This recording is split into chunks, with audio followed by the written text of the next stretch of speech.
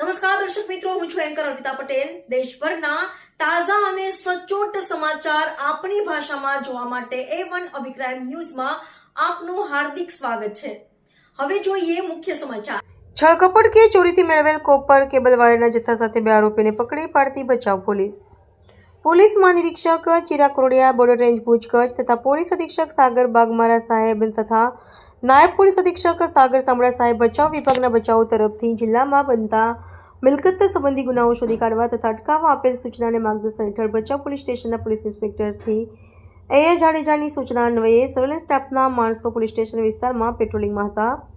તે દરમિયાન police head constable Iqbal Khan, Rasul Khan નાગરાઓની ખાનગી બાતમી હકીકત મળેલ કે હાજી બચ્ચુ નાગડા તથા અકબર ઉર્ફે અરુડો હુસેન પરીર રહે બંને નાની ચિરઈ તાલુકો ભચાઉ નાઓએ નાની ચિરઈ જૂના ડેમ પાસે બાવળોની જાળીમાં ચોરી કે છળકપટથી મેળવેલ કોપરનો વાયર સંગ્રહ કરી રાખેલ છે।